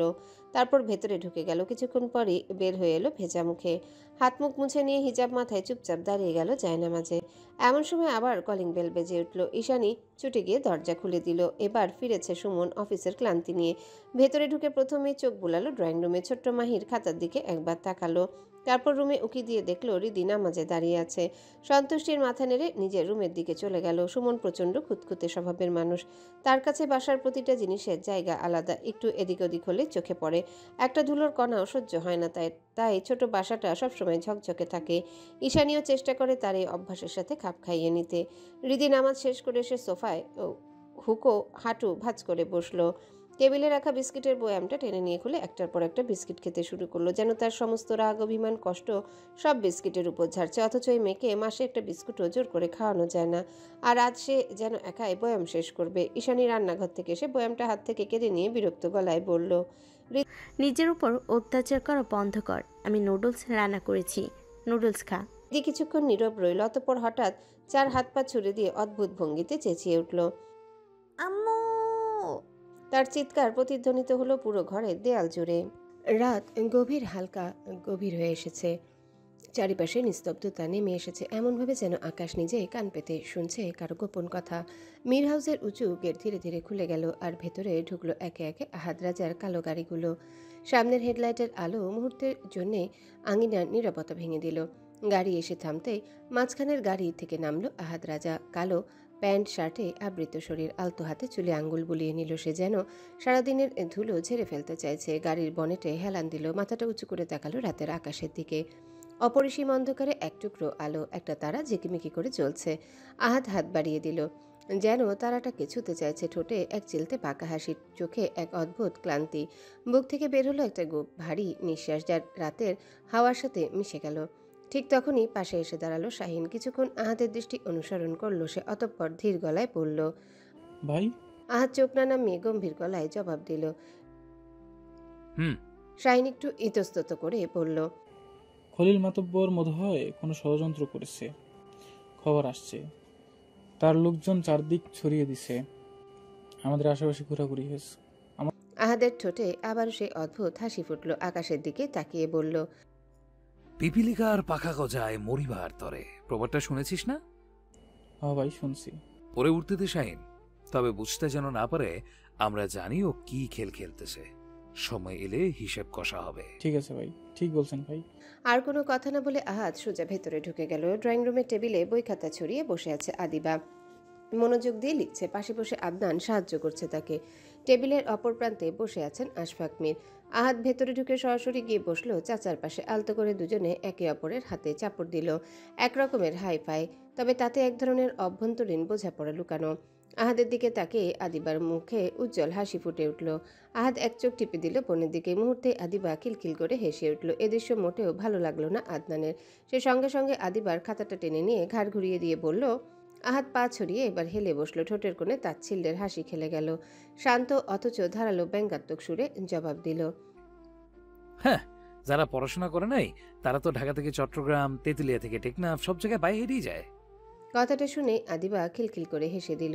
আদনান অপমানিত হলো কিছুটা, নিজেকে সামলে নিয়ে আবারও বলল, যে কথার যুক্তি নাই সেটা কথার কথা হবে কেন? 4টা চাক্কা লাগিয়ে নিলেই চলবো। আদিবা আবারও হেসে দিল। এবার আশফাক মিরও নিজেকে দমিয়ে রাখতে পারলেন না, তিনিও হেসে ফেললেন। আদনান রাগে লাল হয়ে গেল। আহাদের সাথে কথায় কাজে সে কখনোই পেরে উঠবে না। মনে মনে দাঁত চেপে চুপ করে গেল, কারণ সে জানে অযথা লড়াই করলে অপদস্থ হবে, জেতার কোনো সুযোগ নেই। আহাদ হালকা হাই তুলে 2 হাত উঁচু করে শরীরটা টানলো, যেন অলসতা ঝেড়ে ফেলছে। অতঃপর দাঁড়িয়ে যাওয়ার আগে আবারও আদিবার দিকে তাকিয়ে চোখ টিপ দিল। আদিবা খুশিতে উজ্জ্বল হয়ে উঠল। এরপর ধীর পায়ে সিঁড়ি বেয়ে উপরে উঠে গেল আহাদ রাজা। সকাল তখন 7:45। শহরের বাতাসে হালকা মিষ্টি গন্ধ, রাস্তার ধারে গাছের পাতায় জমে আছে ধুলোবালি। ভেতরে ঘড়ির টিকটিক শব্দটা ভেসে আসছে। আফরোজা শেখ আজ যথারীতি খুব ভোরেই ঘুম থেকে উঠেছেন। বিছানার উপর সুন্দরভাবে ভাঁজ করা ধূসর শাড়িটা গায়ে জড়িয়ে নিলেন, চুল সেট করা, হাতে সোনার পাতলা চুড়ি। একেবারে আদালতের জন্য প্রস্তুত এক নারী, অভিজ্ঞ, আত্মবিশ্বাসী, দৃঢ়চেতা। আয়নার সামনে দাঁড়িয়ে গলার মুক্তার মালাটা একবার ঠিক করে নিলেন। তারপর গম্ভীর মুখে হাতে কালো পোশাকটা তুলে নিয়ে রুম থেকে বেরিয়ে এলেন। তার পদচারণায় পুরো করিডোর জুড়ে গম্ভীর এক ছন্দ বাজতে লাগলো। মূল দরজার কাছে গিয়ে থমকে দাঁড়ালেন। বাইরে তখন সূর্যের রশ্মি পুরোপুরি ছড়িয়েছে, কিন্তু আফরোজা শেখের চোখে অন্য এক সিদ্ধান্তের আলো। তিনি হঠাৎ ঘুরে তাকালেন। ডাইনিং টেবিলে ব্যস্ত হালিমা বেগম তখন সকালে নাস্তার আয়োজন করছেন। কপালে হালকা ঘাম জমেছে, শাড়ির আঁচল দিয়ে মুছতে মুছতে গুছাচ্ছিলেন। আফরোজা গম্ভীর গলায় ডাক দিলেন, হালিমা। হালিমা আঁচলটা কপাল থেকে সরিয়ে তাড়াহুড়ো করে এগিয়ে এলেন। কি হয়েছে আপা, কিছু বলবা? আফরোজা এক মুহূর্ত চুপ রইলেন। কপালে এক আঙ্গুল বুলিয়ে একটু চুলকে নিলেন। চোখের দৃষ্টি শক্ত হলো। আহিয়ার যে বান্ধবী আছে না, হৃদিতা, মেয়েটাকে তোমার কেমন লাগে? হালিমা একটু অবাক হলে উত্তর দিলেন দ্বিধাহীন কণ্ঠে, হৃদিতা মেয়েটা আসলে অনেক ভালো, অনেক সরল সোজা ভদ্র। কেন আপা, কি হয়েছে? আফরোজা দীর্ঘশ্বাস ফেলে শান্তভাবে বললেন, কিছু না, তুমি শুধু ওর বাবা মায়ের নাম্বারটা জোগাড় করে দিও তো পারলে। আচ্ছা দেব, কিন্তু আপা। আফরোজা শেখ দৃঢ় কণ্ঠে থামিয়ে দিলেন, কিন্তু টিন্তু কিছু না হালিমা, তুমি যদি পারো ভালো, না পারলে আমি নিজেই ব্যবস্থা করব। ঠিক আছে আপা, আমি নিয়ে তোমাকে দিব। আচ্ছা ঠিক আছে, আমি আসছি। তারপর গম্ভীর ভঙ্গিতে দরজার দিকে হাঁটলেন। চওড়া দরজা খুলে বেরিয়ে গেলেন। জুতার শব্দ গটগট করে প্রতিধ্বনিত হলো পুরো হল ঘর জুড়ে। গাড়ির দরজা খুলে ভেতরে বসতে মিনিট খানেকের মধ্যেই সাদা গাড়িটা আদালতের পথে ছুটে চলল। হালিমা বেগম কিছুক্ষণ স্থির হয়ে দাঁড়িয়ে রইলেন। দরজার ওপাশে গাড়ির শব্দ মিলিয়ে যেতেই গভীর দৃষ্টিতে তাকালেন সামনের ফাঁকা আঙিনার দিকে। তার মনে সন্দেহ ভর করলো, আন্দাজ করতে পারছেন কিছু একটা। আফরোজা শেখ কখনোই হুট করে কারো নাম্বার চাইতে বলবেন না। তবুও তিনি নিশ্চুপ রইলেন। জানেন আফরোজা শেখ যা বলেন না সেটা তিনি নিজে থেকে জানা বা বোঝার চেষ্টা করলেও লাভ নেই। একটা হালকা নিঃশ্বাস ফেলে রান্নাঘরের দিকে ফিরে গেলেন। টুংটাং শব্দ আবারও ভেসে উঠল ঘরে। পুরো বিছানা জুড়ে হাত পা ছড়িয়ে ঘুমিয়ে আছে হৃদিতা। তার নিঃশ্বাসের ভেতর অলসতা ছন্দ বাজছে। হঠাৎ ফোনের অ্যালার্ম কানে ঢুকে বিরক্তিকর শব্দ তুলতে এসে ঘুম ভেঙে আধো জাগ্রত ভঙ্গিতে হাত বাড়িয়ে ফোনটা খুঁজতে লাগলো। চোখ না খুলেই আঙ্গুল মুঠো করে অ্যালার্ম বন্ধ করলো, কিন্তু মিনিট খানেক পর আবারও অ্যালার্ম বেজে উঠল। হৃদিতা এবার ভ্রু কুচকে চোখ বন্ধ করে ফোনটা ধরে আনমনে বন্ধ করলো। বিরক্তি যেন কপালের ভাঁজে জমে আছে। ঘুমের ভেতর থেকে 2 হাত 2 দিকে মেলে দিয়ে গা টানলো। তারপর দুলতে দুলতে উঠে বসলো বিছানায়। চোখের পাতা যেন কেজির পর কেজি ওজন নিয়ে ঝুলে আছে। বিরক্তি যেন কপালের ভাঁজে জমে আছে। ঘুমের ভেতর থেকে 2 হাত 2 দিকে মেলে দিয়ে গা টানলো। তারপর দুলতে দুলতে উঠে বসলো বিছানায়। চোখের পাতা যেন কেজির পর কেজি ওজন নিয়ে ঝুলে আছে। কাল রাতে ঘুম আসেনি ঠিকমতো। হাজারো চিন্তা তাকে পিষে রেখেছিল। তাই ভোরের আলোতেও তার চোখ খুলতে পারছিল না। একবার হাই তুলে 2 হাত মাথার উপর তুলল। ঠিক তখনই জানালার পর্দা ফাঁক গলে সূর্যের রশ্মি সরাসরি এসে পড়ল তার চোখে। চোখ কুঁচকে গেল। চুলগুলো এলোমেলো হয়ে গাল আর কপালে লেপ্টে আছে। অনেক যুদ্ধ করে ধীরে ধীরে চোখ মেলে তাকালো সামনের দেয়ালে। তারপর হঠাৎই থম মেরে বসে থাকলো। ভার্সিটি যাওয়ার এক বিন্দু ইচ্ছেও নেই তার। ক্লান্তি, অনীহা, বিরক্তি সব মিলে বুক চেপে ধরেছে। কিন্তু আজকের ক্লাসটাও খুবই গুরুত্বপূর্ণ, বাদ দিলে ক্ষতি হয়ে যাবে। তাই চাইলেও ফাঁকি দেওয়া সম্ভব নয়। ঘড়ির দিকে একবার তাকিয়ে সময় দেখে নিল। ইতিমধ্যেই দেরি হয়ে যাচ্ছে। পা দুটো নামালো মেঝেতে, কিন্তু তবুও খানিকক্ষণ ঝিমুঝিমু করে বসে রইল। ঠিক সেই সময় বাইরে থেকে ঈশানীর ডাক ভেসে এলো, হৃদি তাড়াতাড়ি কর, একটু পর আবার বলবি সময় নাই। ঈশানীর সে কণ্ঠস্বর যেন হুইসেলের মতো কানে বাজলো। চমকে উঠে ধরফর করে দাঁড়িয়ে গেল হৃদিতা। হঠাৎ ভারসাম্য হারিয়ে টলতে টলতে পড়ে যেতে যাচ্ছিল। শেষ মুহূর্তে নিজেকে সামলে নিল, মাথা ঝাঁকিয়ে ওয়াশরুমে ঢুকে পড়ল। ফ্রেশ হয়ে বেরিয়ে আয়নার সামনে দাঁড়ালো, ক্লান্ত মুখটা একটু শক্ত করে নিজের সাজগোজে মনোযোগ দিল।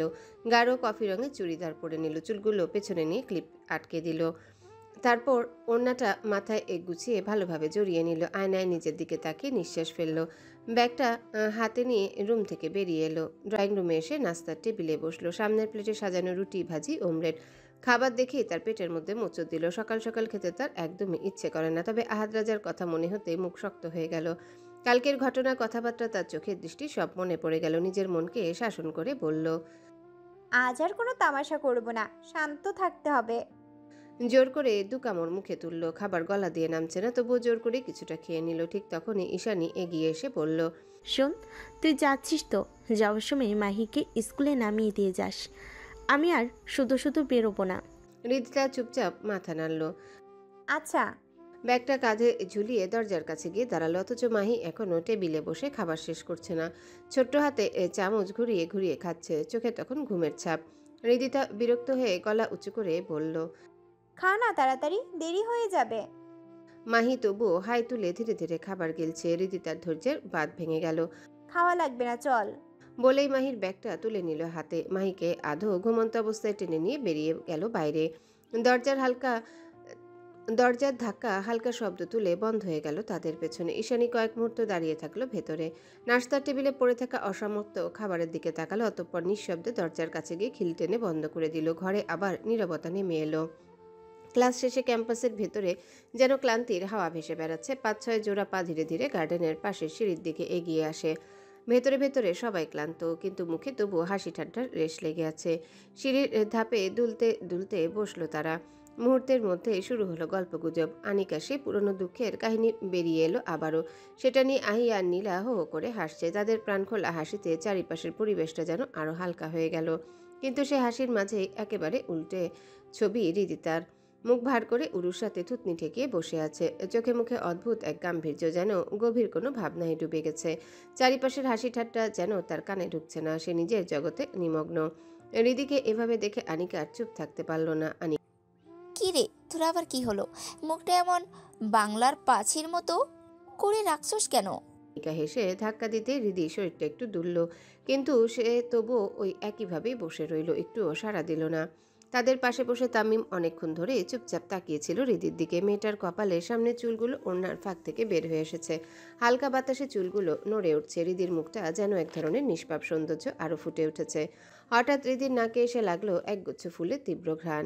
সে ভ্রুকুচকে ঘাড় ঘুরিয়ে তাকালো পেছনের দিকে। পাশেই ফুলের গাছগুলোতে ফুটে আছে সাদা বেলি ফুল। আস্তে আস্তে উঠে গিয়ে হৃদি হাত বুলিয়ে দিল ফুলের পাপড়িতে। চোখ বন্ধ করে নাকটা কাছে নিয়ে শুকলো তীব্র সুবাসে তার বুকটা যেন ভরে গেল। তামিম দূর থেকে এক মনে তাকিয়ে রইল সেই দৃশ্যের দিকে। কিছুক্ষণ দ্বিধা কাটিয়ে সে এগিয়ে গিয়ে বসলো হৃদির একটু পাশে, উল্টো দিকের ধাপে। তুমি ফুল পছন্দ করো? হৃদি মুখে ছোট্ট এক চিলতে হাসি এনে উত্তর দিল, ফুল কে পছন্দ না করে? তোমার কোন ফুল বেশি পছন্দ? ফুল বলতে সবই আমার পছন্দ, ফুল তো সবই সুন্দর। তামিম ঠোঁটে একরাশ হাসি আনলো, মনে মনে নিজেকে বলল, তুমি ফুলের চেয়েও সুন্দর, ভয়ঙ্কর সুন্দর। হৃদি তার মুখের ভঙ্গি খেয়াল করলো, কপাল কুঁচকে জিজ্ঞাসা করলো, হাসছো কেন? আমি হাসার কথা বলেছি কিছু? না না, তার জন্য না, তাহলে? এমনি একটা কথা মনে পড়লো তাই। ও। তারপর দুজনেই চুপ করে গেল। এরই মাঝে আনিকা আহিয়া নীলা উঠে দাঁড়ালো। তারা ফুচকা খাওয়ার প্ল্যান করছে। আনিকা ডেকে উঠল, রীতি আয়, ফুচকা খেয়ে আসি। হৃদি মুখ ভার করে উত্তর দিল, আমার ভালো লাগছে না, তোরা যা। আনিকারা একে অপরের দিকে তাকালো। তারা জানে হৃদি এমনটাই বলবে, কিন্তু তাকে তো আর একা মন খারাপ করে বসে থাকতে দেওয়া যায় না। আনিকা আর আহিয়া একসাথে গিয়ে হৃদিকে 2 পাশ থেকে বাহু জড়িয়ে ধরে টেনে তুলল। তুই যাবি না? তোর দাদা যাবে, চল। হৃদি কয়েকবার মানা করলো, কিন্তু কোনো লাভ হলো না। টেনে হিচড়ে নিয়ে গেল ওদের সাথে। তাদের হাসি ঠাট্টার শব্দ মিলিয়ে গেল দূরে। সিঁড়িতে বসে রইল কেবল তামিম আর সাব্বির। তামিমের চোখ এখনও গেটের দিকে, যেখানে একটু আগে হৃদি বেরিয়ে গেল। তার দৃষ্টি সরছে না। সাব্বির একগাল হেসে তামিমের ঘাড়ে হাত রাখলো। মামা, আর কতদিন এভাবে তাকিয়ে থাকবি? এবার প্রপোজ করে দিলেই তো পারছিস। তামিম হালকা হাসলো, তারপর নিচের দিকে তাকিয়ে বলল, ভয় হয় যদি বন্ধুত্বটা শেষ হয়ে যায়। আরে দূর, যারে ভালোবাসিস তার সাথে আবার কিসের বন্ধুত্ব? বলে দিলেই একটা না একটা কিছু তো হবেই। তামিম চুপ করে গেল, মনে মনে কিছু ভেবে আবারও গেটের দিকে তাকালো। হৃদি ছায়া আর নেই, দীর্ঘ নিঃশ্বাস ফেলে বলল, দেখি। সাব্বির এবার গম্ভীর সুরে বলল, দেখি আবার কি? শোন, কয়েকদিন পরেই তো আমাদের ভার্সিটিতে অনুষ্ঠান আছে। আমি বলে কি তখনই প্রপোজ করে দে। তামিম এবার আর কিছু বলল না, শুধু একটু নড়ে চড়ে বসলো। ভেতরে ভেতরে তার বুকের ভেতর অদ্ভুত একটা কাঁপুনি বাজতে লাগলো। ভার্সিটির মূল গেটের একপাশে বসে থাকে সেই চিরচেনা ফুচকাওয়ালা মামা। এতদিন ধরে যেন তাদের এক আড্ডার জায়গা হয়ে গেছে এই ফুচকার দোকানটা। প্রায় ক্লাস শেষে এখানে দাঁড়িয়ে আড্ডা আর ফুচকা খাওয়া হয়। আজও তারা তাই করলো, কিন্তু আজ মামা নেই। তার জায়গায় বসেছে 12-13 বছরের এক কাঁচা বয়সী ছেলে। মামার জায়গায় বসে ব্যবসা সামলাতে চেষ্টা করছে। চারিপাশে ইতিমধ্যে কিছু ছেলে মেয়ে ভিড় করেছে। তার আগে অর্ডার দিল 4 প্লেট ফুচকার। হৃদি গম্ভীর গলায় বলল, আমারটা ঝাল ছাড়া। আনিকা তাকিয়ে বলল, জানি, সেদিন সামান্য একটু ঝাল খেয়ে যা করলি। এরপর তারা একপাশে দাঁড়িয়ে গল্প করতে লাগলো। তবে হৃদি আবারও চুপচাপ মুখ ভার করে দাঁড়িয়ে আছে। আনিকা কয়েকবার তাকিয়ে দেখলো, তারপর বিরক্ত হয়ে বলল, কি সমস্যা তোর, কি হয়েছে? কিছু না, এমনিই ভাল লাগছে না।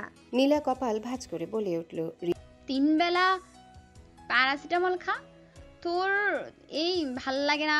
দি ঠোঁট ফুলিয়ে তাকিয়ে রইল। তার মুখের অভিব্যক্তি দেখে বোঝা যায় ভেতরে কিছু একটা গুমড়ে মরছে, কিন্তু মুখে কিছু বলছে না। তারা অনেকক্ষণ ধরে দাঁড়িয়ে আছে, অথচ ফুচকার একটা প্লেট আসছে না। আহিয়া বিরক্ত হয়ে বলল, উফ, আর কতক্ষণ দাঁড়িয়ে থাকবো? এখনো দিচ্ছেন না কেন? সবাই একসাথে ছেলেটার দিকে তাকালো। নীলা এগিয়ে গিয়ে বলল, এই যে বাবু, আর কতক্ষণ? রিদিতা এগিয়ে গিয়ে জিজ্ঞাসা করলো, আমাদেরটা আমরা নিজেরাই বানিয়ে নিলে হবে? ছেলেটা হকচকিয়ে তাকিয়ে বলল। বলতেই রিদি আর দেরি না করে ছেলেটার পাশে গিয়ে দাঁড়ালো। কৌতূহলী চোখে সব উপকরণ দেখলো, তারপর হাত লাগালো বানাতে। ছেলেটা একটু একটু করে সব দেখিয়ে দিচ্ছে, আর রিদিতা আলতো হাতে ফুচকা বানাচ্ছে। বন্ধুরা অবাক হয়ে তাকিয়ে রইল এই দৃশ্য দেখে। চুপচাপ দাঁড়িয়ে থাকা রিদি যেন একেবারে অন্য রূপে হাজির হলো। গম্ভীর মন খারাপ করা মুখের বদলে তার চোখে মুখে এখন অন্যরকম এক মনোযোগ। তখনই আহাদ রাজার চকচকে কালো গাড়িগুলো এসে থামলো গেটের পাশে। গাড়ি থেকে নেমে আহাদ চারিপাশে একবার তাকালো। আহিয়াদের দিকে দৃষ্টি যেতে আহাদ প্রথমে সাধারণ ভঙ্গিতে এগোচ্ছিল, কিন্তু পরের দৃশ্যটা দেখে তার মুখ শক্ত হয়ে গেল। এক মুহূর্তে স্তব্ধ হয়ে দাঁড়িয়ে রইল। এরপর ঠোঁটে অদ্ভুত বাঁক এনে ব্যঙ্গাত্মক এক হাসি দিল। হৃদিকে শাস্তি দিতে গেট থেকে আসা সকল ছাত্রছাত্রীদেরকে ডেকে অদ্ভুত ভঙ্গি করে হাত নেড়ে বলে, এদিকে শোনো সবাই, তোমাদের জন্য ফ্রি ফুচকার অফার আছে। যাও যাও, ফ্রি ফুচকা খেয়ে এসো সবাই, যাও যাও যাও। মুহূর্তেই ছাত্রছাত্রীদের ভিড় জমে গেল। ভিড় দেখে হৃদি স্তব্ধ হয়ে গেল। সবে এসে বানিয়ে দিয়েছিল আহিয়া নীলার প্লেট, এখন চারিপাশ থেকে হাত এগিয়ে আসছে। ছোট্ট ছেলেটা একেবারে দিশেহারা হয়ে তার দিকে তাকালো, চোখে অসহায়ত্ব। হৃদির খুব মায়া হলো। এক ঢোক গিলে আবারও হাত লাগালো। একের পর এক বানিয়ে দিতে লাগলো ছেলেটার সাহায্য নিয়ে, কিন্তু ভিড় সামলাতে গিয়ে তার হাত কাঁপছে, হাঁপিয়ে উঠেছে। বোঝা যাচ্ছে আর একটু হলেই হয়তো কেঁদে ফেলবে। আহাত গাড়ির বনেটে হেলান দিয়ে পকেটে হাত রেখে দাঁড়ালো, চোখে কালো চশমা। তার ঠোঁট থেকে বের হলো কটাক্ষ ভরা স্বর, আহা কি দৃশ্য! আহাদ রাজা মীরের প্রেয়সী হয়ে রাস্তায় দাঁড়িয়ে ফুচকা বানাচ্ছে, বাহ চমৎকার। সেই ভিড় লক্ষ্য করে আহাত শাহিনকে ঠোঁট বাঁকিয়ে দৃঢ় স্বরে বলল, বুঝলি শাহিন, বাঙালি জাতি বড়ই অদ্ভুত, ফ্রিতে বিষ দিলেও নিতে লাইন ধরবে। এক মুহূর্ত তাকিয়ে থেকে আহাত যখন দেখলো হৃদি আর সামাল দিতে পারছে না, তখন ভাবলো সে যেটা চেয়েছে হয়েছে। এরপর গটগট শব্দ করে এগিয়ে গেল আহাত। হৃদির হাতে থাকা ফুচকার প্লেট কারো দিকে দেবার আগেই সামনে এসে হাত বাড়িয়ে দিল তার দিকে। মুহূর্তে হৃদির বুক ধুক করে উঠল। আহিয়া, নীলা আর আনিকা তিনজনের স্তব্ধ। আহাদের চোখ এখন লাল হয়ে উঠেছে, ক্রোধে টকবক করছে। সেই দৃষ্টি বিদ্ধ করছে সরাসরি হৃদিকে। হৃদি একটা শুকনো ঢোক গিলে ফেললো। হাতে ধরা প্লেটটা যেন ভারী হয়ে উঠেছে হঠাৎ। চারিপাশের সব শব্দ মিলিয়ে গিয়ে শুধু আহাদের চোখ আর তার নিজের দ্রুত নিঃশ্বাস শোনা যাচ্ছে। ভার্সিটির দিনটা প্রায় শেষ হয়ে এসেছে। করিডোরগুলোতে এখন আর তেমন ভিড় নেই। ছাত্রছাত্রীরা ইতিমধ্যেই বাসায় ফিরেছে।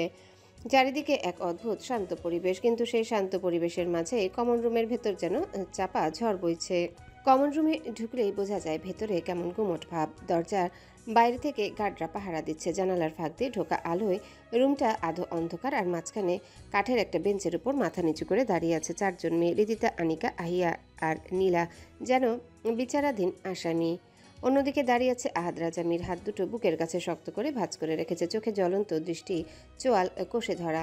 রাগে তার মুখমণ্ডল কাঠের মতো শক্ত হয়ে আছে। শাহিন, নাদিম আর শাওন, তারা তিনজন একপাশে সোজা হয়ে দাঁড়িয়ে আছে, যেন আগেই জানে কি হতে চলেছে। প্রিন্সিপালও কিছু বলার সাহস পায়নি। আহাদ রাজামির ভার্সিটিতে আসার খবর ছড়িয়ে পড়তেই সেই বিল্ডিং প্রায় খালি করে দিয়েছে প্রশাসন। আহাদ ধীরে ধীরে হাঁটতে শুরু করলো। এক এক করে চারজন মেয়ের সামনে গিয়ে দাঁড়াচ্ছে, যেন প্রত্যেককে আলাদা করে মাপছে। তার জ্বলন্ত চোখের সামনে কেউ মুখ তুলতে সাহস পাচ্ছে না। প্রথমে হৃদির সামনে এসে দাঁড়ালো। এক মুহূর্তের জন্য তার দৃষ্টি থমকে গেল, কিন্তু কিছু না বলে মাথা একটু ঝাঁকিয়ে চলে গেল আহিয়ার সামনে। কঠিন দৃষ্টিতে তাকালো, তারপর আনিকা, তারপর নীলা। সবার মাথায় নিচু। হঠাৎ কাঠের মতো শক্ত গলায় বলে উঠল আহাদ, মাইন্ড ব্লোয়িং, ফ্যান্টাস্টিক। কণ্ঠে প্রচন্ড ব্যঙ্গ। মীর পরিবারের নাম জড়িয়ে আজ রাস্তায় ফুচকার ব্যবসা বাদিয়ে বসেছে, ইন্টারেস্টিং। বলেই হাততালি দিল জোরে। তীক্ষ্ণ শব্দে চারজন মেয়ে আরো মাথা নিচু করে ফেললো। চারিপাশে এক অদ্ভুত নিস্তব্ধতা নেমে এলো। আহাদ হঠাৎ গর্জে উঠল, এখন তোদের কি শাস্তি দেওয়া উচিত বলতো? কেউ মুখ খুলল না। সবাই ভয়ে মাথা আরো নিচু করে দাঁড়িয়ে রইল। আহাদ এবার ধীরে ধীরে গিয়ে এক টেবিলের উপর লাফ দিয়ে উঠে দুপা ঝুলিয়ে বসলো। চোখে জ্বলন্ত আগুন। এক মুহূর্ত চুপ করে থেকে ঠান্ডা অথচ কঠিন সুরে বলল, কান ধর। তার কথায় হৃদিবাদে বাকিরা হকচকিয়ে মাথা তুলল। আহাদ কি সত্যি বলল? এই বয়সে কান ধরতে হবে তাদের? কিন্তু সে আবার গর্জে উঠল, দাঁড়িয়ে আছিস কেন? শুনতে পাসনি? Do it. তাদের চোখে মুখে লজ্জা, ভয়, অপমান সব মিলেমিশে অস্থির অবস্থা। তবুও শেষমেশ তিনজন দ্রুত কান ধরল। সবাই ভাবল হৃদি হয়তো প্রতিবাদ করবে, কিন্তু অবাক কাণ্ড, সে একটুও দেরি করলো না। মাথা নিচু করে সেও কান ধরল, এমন ভঙ্গিতে যেন এর আগে বহুবার এমনটা করেছে। আনিকা, আহিয়া, নীলা চোখ কপালে তুলে একসাথে তাকালো হৃদির দিকে। মুখ চাচাই করলো, এটা কি সত্যি ঘটছে?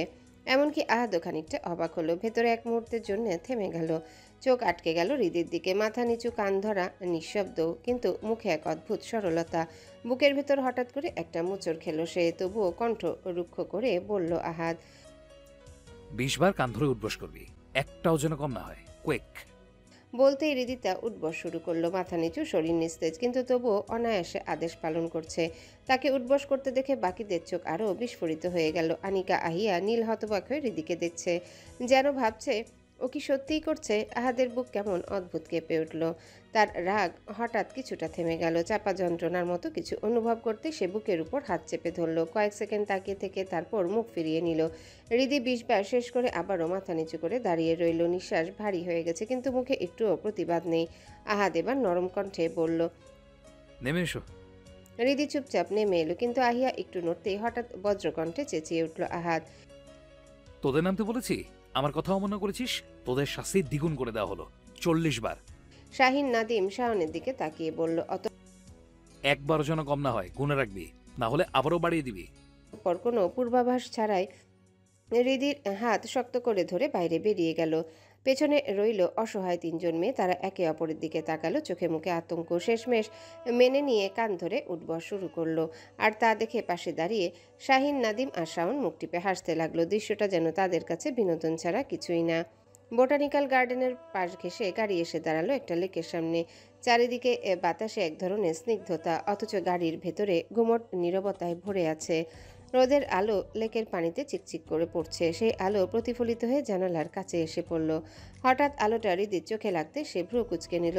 ঠোঁট শক্ত হয়ে এলো। চোখে মুখে সেই সামান্য অস্বস্তিও এড়িয়ে যায়নি আহাদের দৃষ্টি।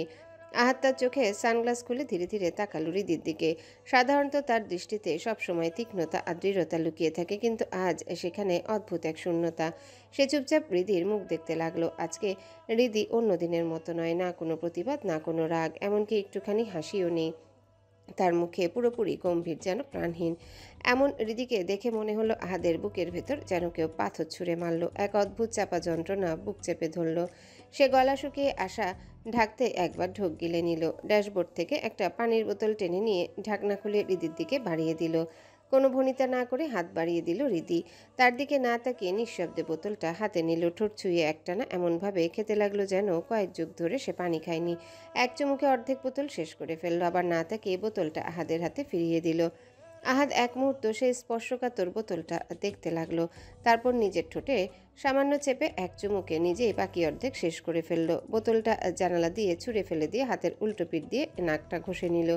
হৃদির দিকে তাকিয়ে মোলায়েম কণ্ঠে বলল, এই আল্লাহর বান্দি, এই তাকাও আমার দিকে। হৃদি সরাসরি সামনে তাকিয়ে আছে, যেন এই পৃথিবীতে কিছুই নেই, শুধু সামনের পানির ঢেউ দেখছে। তার পলকও পড়ছে না। আহাদের ভেতরটা হঠাৎ জ্বলে উঠল, তার কণ্ঠ ভারী হয়ে এলো। আমি আমার দিকে তাকাতে বলেছি রিদি। হৃদি একবার গলার ভেতর শুকনো ঢোক গিলে ফেলল, অতঃপর ধীরে ধীরে মুখ ঘুরিয়ে আহাদের দিকে তাকালো। সোজা চোখে চোখ রেখে দিল তার দৃষ্টি। সেই চোখে এক অদ্ভুত নিস্তব্ধতা আর এক অজানা ক্লান্তি। আহাদ অনেকক্ষণ তার দিকে তাকিয়ে রইল, অতঃপর ঠান্ডা কণ্ঠে জিজ্ঞাসা করল, কি হয়েছে? হৃদি কোনো ভ্রুক্ষেপ ছাড়াই ফিসফিস করে বলল, কিছু না। হৃদি দৃষ্টি সরিয়ে জানালার বাইরের দিকে তাকালো, ঠান্ডা স্বরে বলল, এমনই। আহাদের বুকে মনে হলো হাতুড়ি দিয়ে কেউ পেরেক গাচ্ছে, তবু ঠোঁটের কোণে শক্তি জমল, কণ্ঠে সামান্য রাগ মিশে গেল। আল্লাহর দুনিয়ায় এমনি বলে কিচ্ছু নেই, এমনিরও একটা কারণ থাকে। কি হয়েছে সেটা বলো। হৃদি তবুও চুপ, কোনো উত্তর দিল না, শুধু জানালার বাইরে তাকিয়ে রইল। রাস্তার গাছপালার ভেতর দিয়ে হাওয়া বইছে, তার চোখে এক ধরনের শূন্যতা। আহাদ ভেতরে ভেতরে দ্বন্দ্বে পড়ে গেল। আমি কি খুব বেশি রূঢ় হয়ে গেলাম? একটু বেশি রুড বিহেভ করেছে, নাকি আসলে ওর ভেতরে অন্য কোনো কারণ আছে? অতঃপর গভীর নিঃশ্বাস ফেলে একটু নরম কণ্ঠে বলল, বাসায় যাবে? হৃদি ধীরস্বরে উত্তর দিল।